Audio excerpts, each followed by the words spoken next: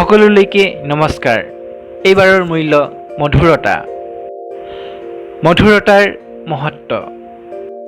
এই সংসাৰত সম্বন্ধৰ সুখ কোনে নিবিচাৰে, কিন্তু কাৰণে অকাৰণে সম্বন্ধৰ মাজত কটুতা বা তিক্ততা আহি পৰে।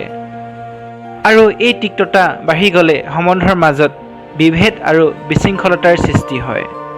আৰু একেবাৰে নিকট আপোন সম্বন্ধৰ মাজত এনেই ঘটিলেতো জীৱনৰ সুখ মাধুৰ্যতাই যেন শেষ হৈ যায়।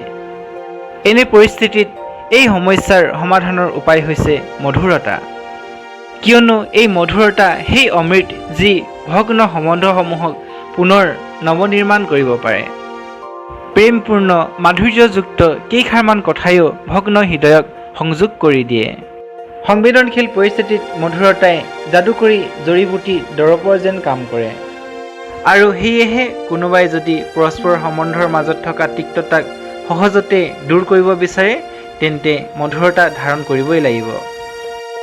মৌ-মাখিক মধুমাখি বুলি কোৱা হয়, আৰু মধু অৰ্থাৎ সেই মৌৰ সোৱাদ হৈছে মিঠা। ঠিক তেনেকৈয়ে বাণীক মিঠাভাৱে কোৱাটো বা শ্ৰুতি মধুৰ কৰি কোৱাটো হৈছে মধুৰতা। আৰু এনেকৈ স্নেহ প্ৰেমপূৰ্ণ মধুৰ কথা কোৱাটো হৈছে বাণীৰ মধুৰতা। আৰু তেনেকৈয়ে সম্বন্ধৰ মাজত স্নেহ প্ৰেম সন্মানৰ ভাৱ ভৰোৱা তথা কটুতা আৰু বৈৰীভাৱক দূৰ কৰা, এয়া হৈছে সম্বন্ধৰ মধুৰতা। ঘমন অহংকাৰ আদি ত্যাগ কৰি নম্ৰতাৰে ব্যৱহাৰ কৰাটো হৈছে ব্যৱহাৰৰ মধুৰতা।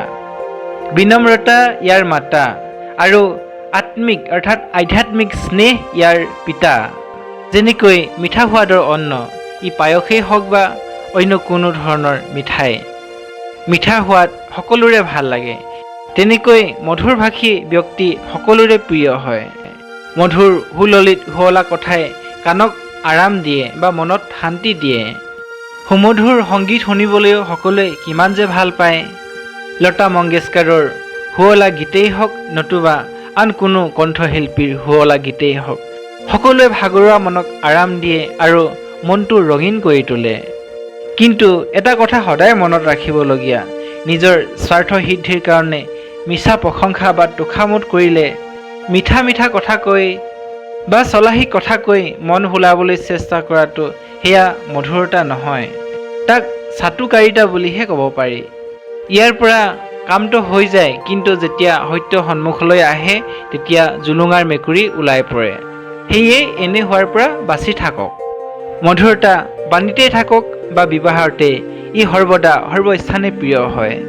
মধুৰতাই পৰস্পৰৰ যিকোনো সম্বন্ধকেই সহজতেই মধুৰ আৰু আনন্দদায়ক কৰি ৰাখে।